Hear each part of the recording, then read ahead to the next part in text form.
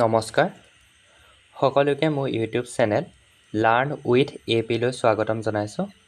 আজি আমি সমাজ বিজ্ঞানৰ ইতিহাস খণ্ডৰ প্ৰথম লেচনটোৰ কুৱেশ্যনসমূহ আলোচনা কৰিম। এইটো দ্বিতীয়টো ভিডিঅ' পাৰ্ট 2। প্ৰথম ভিডিঅ'ত আমি 24টা কুৱেশ্যন ডিছকাছ কৰিছিলোঁ। এতিয়া আমি আৰু 17টা কুৱেশ্যন ডিছকাছ কৰিম। এই কুৱেশ্যনসমূহ অতি গুৰুত্বপূৰ্ণ। SSLCত এই কুৱেশ্যনসমূহ কমন পৰিব। গতিকে এই কুৱেশ্যনসমূহ তোমালোকে বহীত টুকি ৰাখিবা আৰু ভালদৰে অধ্যয়ন কৰিবা। এতিয়া আমি আগবাঢ়োঁ। প্ৰথমটো প্ৰশ্ন হৈছে, স্বদেশী আন্দোলনৰ সময়ত বেংগলী নামৰ কাকতখন কোনে সম্পাদনা কৰিছিল? উত্তৰটো হৈছে সুৰেন্দ্ৰনাথ বন্দ্যোপাধ্যায়। দ্বিতীয়টো প্ৰশ্ন হৈছে, স্বদেশী আন্দোলনৰ সময়ত বংগীয় কলা সংসদ নামৰ জাতীয় অনুষ্ঠানটো কোনে প্ৰতিষ্ঠা কৰিছিল? বংগীয় কলা সংসদ। ইম্পৰ্টেণ্ট কুৱেশ্যন এইটো। উত্তৰটো হৈছে অৱনীন্দ্ৰনাথ ঠাকুৰৰ প্ৰচেষ্টাত 1907 চনত। এই বংগীয় কলা সংসদ নামৰ জাতীয় অনুষ্ঠানটো অৱনীন্দ্ৰনাথ ঠাকুৰে 1907 চনত প্ৰতিষ্ঠা কৰিছিল। ইয়াৰ এটা লক্ষ্য বা উদ্দেশ্য আছিল, সেইটো হৈছে ভাৰতীয় কলা পাশ্চাত্য কলাৰ সমকক্ষ হিচাপে প্ৰতিষ্ঠা কৰা। এই কুৱেশ্যনটো আহে, গতিকে তোমালোকে লক্ষ্য উদ্দেশ্যটো মনত ৰাখিবা। তৃতীয়টো প্ৰশ্ন হৈছে, বংগমাতা ছবিখন কোনে অংকন কৰিছিল? একেটা উত্তৰ অৱনীন্দ্ৰনাথ ঠাকুৰ। কুৱেশ্যন নম্বৰ 4টো হৈছে, স্বদেশী আন্দোলনৰ সময়ত এণ্টি চাৰ্কুলাৰ ছ'চাইটি কোনে প্ৰতিষ্ঠা কৰিছিল? উত্তৰটো ৰবীন্দ্ৰনাথ ঠাকুৰ। ৰবীন্দ্ৰনাথ ঠাকুৰে এণ্টি চাৰ্কুলাৰ ছ'চাইটি প্ৰতিষ্ঠা কৰিছিল যেতিয়া RW কাৰ্লাইলে এখন জাননী ঘোষণা কৰিছিল যে ছাত্ৰসকলে স্বদেশী আন্দোলনত অংশগ্ৰহণ কৰিব নালাগে বুলি। কুৱেশ্যন নম্বৰ 5টো হৈছে, বংগদেশত জাতীয় শিক্ষা পৰিষদ নামৰ অনুষ্ঠানটো কেতিয়া আৰু ক'ত গঠন হৈছিল? এই অনুষ্ঠানটো ৰাসবিহাৰী বসুৰ অধ্যক্ষতাত কলিকতা টাউন হলত 1906 চনৰ 11 মাৰ্চ তাৰিখে প্ৰতিষ্ঠা হৈছিল।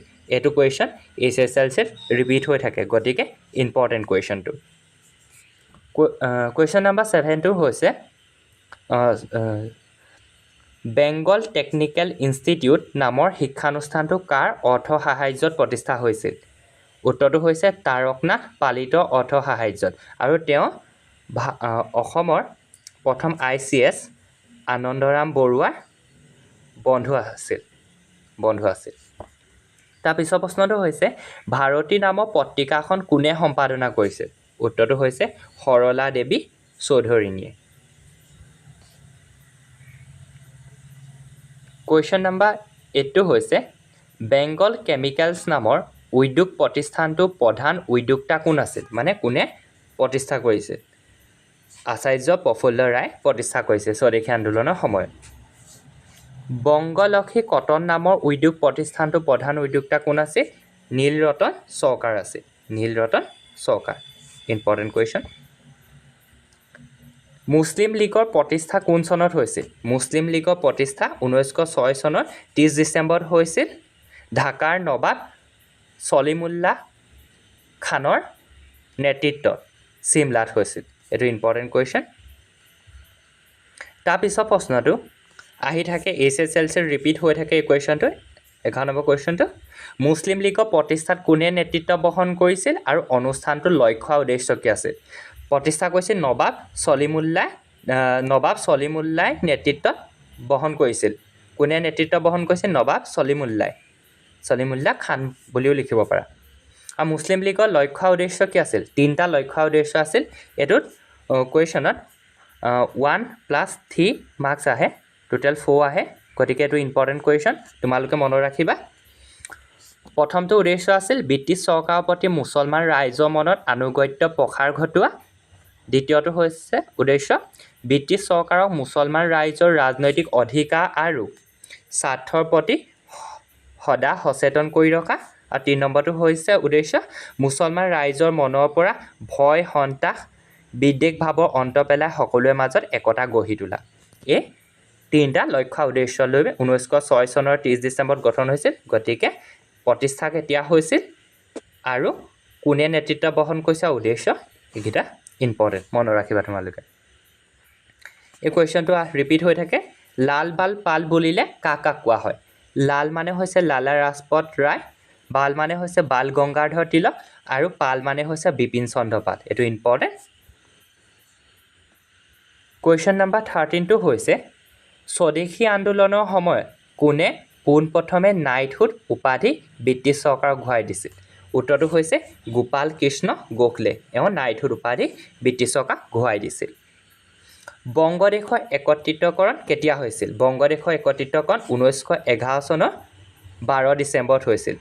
এই 12 ডিচেম্বৰ তাৰিখটো তোমালোকে মনত ৰাখিবা, MCQত আহিব পাৰে। কাৰণ এইবাৰ SSLCত বংগদেশৰ বিভাজন কেতিয়া হৈছিল সেইটো আহিছে। উত্তৰটো হৈছে 1905 চনৰ 16 অক্টোবৰত হৈছিল। 16 অক্টোবৰত হৈছিল। গতিকে এই কুৱেশ্যনটো ইম্পৰ্টেণ্ট, তোমালোকে মনত ৰাখিবা। 15 নম্বৰ কুৱেশ্যনটো হৈছে কাৰ পৌৰোহিত্যত অনুষ্ঠিত জাতীয় কংগ্ৰেছৰ অধিৱেশনে ভাৰতীয়ৰ বাবে স্বৰাজ বিচাৰি প্ৰস্তাৱ গ্ৰহণ কৰিছিল? উত্তৰটো হৈছে দাদাভাই নৌৰোজীৰ পৌৰোহিত্যত অনুষ্ঠিত 1906 চনৰ কলিকতা অধিৱেশনত জাতীয় কংগ্ৰেছে স্বৰাজ বিচাৰি প্ৰস্তাৱ গ্ৰহণ কৰিছিল। এইটো অনুশীলনীয় প্ৰশ্ন। তোমালোকে এই প্ৰশ্নবিলাকত অনুশীলনী প্ৰশ্নসমূহ দেখা পাবা। গতিকে মই অনুশীলনী প্ৰশ্ন বুলি 1 মাৰ্কছৰ কুৱেশ্যনসমূহ ইয়াতো অন্তৰ্ভুক্ত কৰি দিছোঁ। গতিকে তাৰ কোনো ভিডিঅ' নবনা, তোমালোকে ইয়াতে চাই সেইবিলাক লিখি ল'বা। লং কুৱেশ্যনৰ বনাম সেইটো পৰৱৰ্তী ভিডিঅ' তোমালোকে পাই যাবা। 16 নম্বৰ কুৱেশ্যনটো হৈছে বংগ বিভাজনে সৃষ্টি কৰা পূব বংগ আৰু অসম নামৰ প্ৰদেশখনৰ সৈতে সংলগ্ন হোৱা বংগদেশৰ প্ৰধান তিনিটা ভৌগোলিক সংমণ্ডল উল্লেখ কৰা। এইটো ইম্পৰ্টেণ্ট কুৱেশ্যন দেই। ঢাকা, চট্টগ্ৰাম আৰু ৰাজশাহী এই 3টা সংমণ্ডল পূব বংগৰ আৰু অসম নামৰ প্ৰদেশখনৰ সৈতে সংলগ্ন কৰিছিল ক'ৰ পৰা? বংগৰ পৰা। এইটো মনত ৰাখিবা 17 নম্বৰ কুৱেশ্যনটো।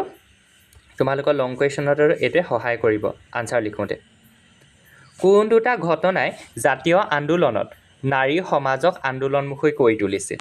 প্ৰথমটো হৈছে ঘটনা প্ৰফুল্ল চাকিৰ ফাঁচী দিনটোত বংগদেশৰ প্ৰতিটো পৰিয়াল উপবাসে আছিল আৰু মাতৃসকলে পাকঘৰ মানে ৰন্ধনঘৰত ৰন্ধন কাৰ্য বন্ধ কৰি গোটেই দিনটো শোকত ম্ৰিয়মাণ হৈ দেশ সেৱাৰ প্ৰতি উৎসাহিত হৈছিল। তেওঁলোকে মানে প্ৰফুল্ল চাকিৰ ফাঁচী দিয়াৰ কাৰণে গোটেই দিনটো উপবাসে আছিল আৰু মাতৃসকলেও সেই দিনটো ৰান্ধনি ঘৰত কোনো কাৰ্য কৰা নাছিল আৰু গোটেই দিনটো সেৱা ম্ৰিয়মাণ হৈ দেশ সেৱাৰ প্ৰতি উৎসাহিত হৈছিল আৰু দেশ সেৱা কৰাৰ বাবে ভাবিছিল। আৰু দ্বিতীয় ঘটনাটো কি আছিল? চৰকাৰক সোধাৰ সমালোচনা কৰাৰ বাবে যুগান্তৰ পত্ৰিকাৰ সম্পাদক ভূপেন্দ্ৰনাথ দত্তক পুলিচে অত্যাচাৰ কৰাৰ বাবে মাতৃ ভুৱনেশ্বৰী দেৱীয়ে দুখ নকৰি সকলো নাৰীক আন্দোলনত অংশগ্ৰহণ কৰিবলৈ আহ্বান জনাইছিল। এই দুটা ঘটনাই স্বদেশী আন্দোলন নাৰী সমাজক আন্দোলনমুখী কৰি তুলিছিল আৰু তেওঁলোকে আন্দোলনত জঁপিয়াই পৰিছিল, যাৰ বাবে আন্দোলন সফল হৈছিল। গতিকে আজি আমি এই 17টা কুৱেশ্যন ডিছকাছ কৰিলোঁ। এই 17টা অতি গুৰুত্বপূৰ্ণ প্ৰশ্ন। SSLCত তোমালোকৰ ইয়াৰ পৰা কমন পৰিব। গতিকে তোমালোকে ভালদৰে অধ্যয়ন কৰি থাকা আৰু পৰৱৰ্তী ভিডিঅ'ত আমি লং কুৱেশ্যনসমূহ আলোচনা কৰি অনুশীলনীত থকা আৰু 2-এটা কমন পৰীক্ষাত আহিব পৰা কুৱেশ্যন মই নিজে বনাই তোমালোকৰ উত্তৰসমূহ দিম।